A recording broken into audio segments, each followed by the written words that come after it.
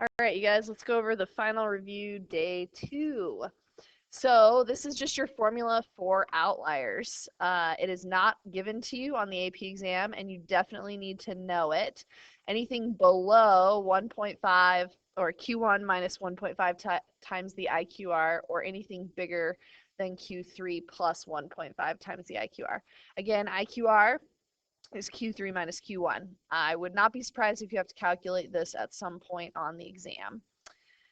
Number 17, so we want to know if it's getting 12,000 daily, on what percent of days will it not meet that demand. So first you want to draw a straight line, find 12,000, and go up to the graph, and then you want to come over here, goes to right there. So that means you're meeting the demand for about 97%, but you're not meeting it for about 3%. So it is A. Okay. For B, pay attention here to, this is a residual plot. Okay. You're always looking for, is there a leftover pattern? There is definitely a leftover pattern. So the conclusion that you want to draw is that a line is not appropriate because there is a leftover pattern. Let's see. Number 19. So for this one, it is E. We're going to reject the null if the test statistic is greater than 1.833. So you want to do TCDF in order to see what percentage that is. We're doing a 5% significance level. Both of these say greater than, and so if we want to reject the null, that's definitely going to be less than, so it's not those. This one is, we never talk about X bar. So you're looking for the test statistic, which in this case is T because you're doing means. When you calculate this, you get 0.05, which is a little weird that it's exactly 0.05, but that was further, or that was smaller than this one, so I went with E. Okay, number 20. These two both have the binomial standard deviation in the bottom, which is not what this problem is talking about. So for your formula for standard deviation, you want to look at these three. This one uses 0.06 and then 1 minus 0.08, which is definitely wrong. So the question is, when you do the denominator on this one, do you use the null or do you use the p hat? And you always use the null. So make sure you're doing the p hat, this is your statistic, minus your parameter, which comes from the null hypothesis. And then you do the p from the null times 1 minus that number over n, and you take the square root. So it is A. Okay, number 21 is C. So for this one, you have to calculate the test statistic. Again, it's the statistic minus the parameter divided by the standard deviation of the statistic. So the statistic is the mean that you got from the sample, which happens to be 4.3. Then you subtract the mean from the null hypothesis, which is 4. Then you divide by S sub x, which is the 0.6, divided by the square root of n, which is 16. And that gives you a test statistic of 2. And since it's greater than, this number is positive, and our alternate hypothesis is greater than, you want to do greater than. Okay, I want to know how weird is it to get that value or more. And then the question is, what are our degrees of freedom? And degrees of freedom is always n minus 1, so that would be 15. Okay, 22. What's the advantage of taking a larger sample size, so 35 instead of 15? There's definitely some advantage, and that is D. You're going to have a more narrow confidence interval, which is actually better because it's more precise.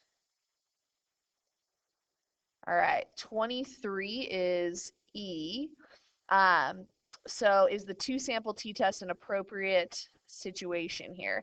I thought this one was actually kind of tricky, but the problem is that they use the entire population. So it was like all 14 people who worked here and all 15 people who worked here. Whenever you do these tests, you have to be taking a random sample of each of those offices, and they didn't do any random samples. So it is E because you can't use the entire population. You have to take random samples. Okay, 24. So we know the population is skewed right. So then if it's skewed right, you need to have large counts, and we don't have large counts. So it is B. The skewed salary distribution tells us that the assumption of normality of the sampled population will not be satisfied. So we don't have normality or large counts, so we can't do a confidence interval. All right, 25 is A. The 95% interval will be wider. So remember, we sacrifice for more confidence. So if I want to be 100% confident in the weather tomorrow, I can say it's going to be between negative 40 degrees and positive 120 degrees. But that really doesn't help us. So we're sacrificing that preciseness for it. So 95% is a wider interval. So for this one, you're just looking for a percent. We're doing the random numbers, and the only one that represents 20%, we've got 2 numbers here, and we've got 8 numbers here, so that's 20%. This one, we've got 2 out of 5, so that's 40%. This one's a 50-50% here. Here's another 50 for 50. And this would be 1 out of whatever that total is, which is not 20%. So A is the only one where it represents a 20%. All right, 27, you really just want to calculate a z. So I don't know if you guys remember, just our general formula for standard deviation is the data point minus the mean divided by the standard deviation. So you calculate the man who's 74 inches tall minus the average for men, which is 70, divided by 4. So he's 1 standard deviation above the mean. And then for the women, she's 70 inches tall minus the average for women divided by the standard deviation for women is 4/3. So she's 1.33 standard deviations above the mean. So she is actually taller relative to other women. All right, 28, we just want the driest 10%, so that would be the lowest.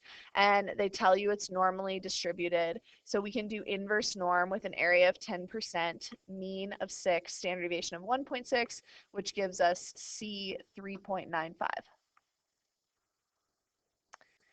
Okay, 28 is C. I thought this one was tricky. I was tempted to put D. However, for the difference between the statistic and the truth, it's technically not the truth, the second one that they did in the actual vote, because some people didn't vote. So it's technically just 2 different samples. So 29 is C. And for 30, it is A. So if you put a randomized block design, you would have had to have blocked by something. So really all they did was randomly assign 30 people to 2 groups. They didn't say, first we're going to separate men and women and then randomly assign them. That would be blocking by gender. All right, matched pairs, same thing. They would have to say we're going to group these 2 twins or these 2 really similar people, and then we're going to make sure one receives one treatment and one receives the other. So it is not matched pairs. All right, so completely randomized design is just when you randomly assign the group to the treatments. And then anytime it's talking about strata, that only has to do with surveys. So you never want to talk about strata when you're randomly assigning, because randomly assigning means you are doing an experiment. Okay, number 2. So first you want to enter all this data into your lists and spreadsheets. Okay, if the line is a reasonable fit, you're allowed to do this 2 ways. So one way is to just graph the scatter plot. So first I entered all the data and I titled it deficit and intake. And then you go to control plus a page and you go to data and statistics. Your x-axis should be what's listed on the left. So my first one is deficit, so that goes on the x-axis, and intake goes on the y-axis. So even if you just graph this and say that it looks roughly linear, that is legal. However, it's probably better to do a residual plot, plus this helps you learn what that is. So in order to do a residual plot, you first have to plot the regression line. So first put your Regression, show linear ax plus b. Okay.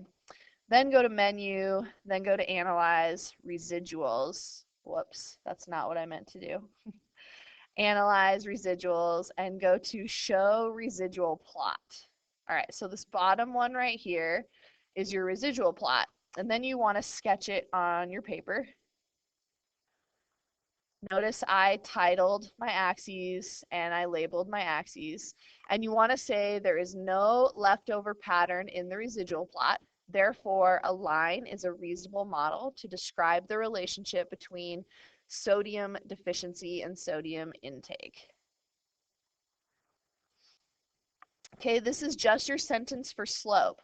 So the first thing is you have to be able to find where the slope is. So remember, the constant is the A part, and the slope is this number right here.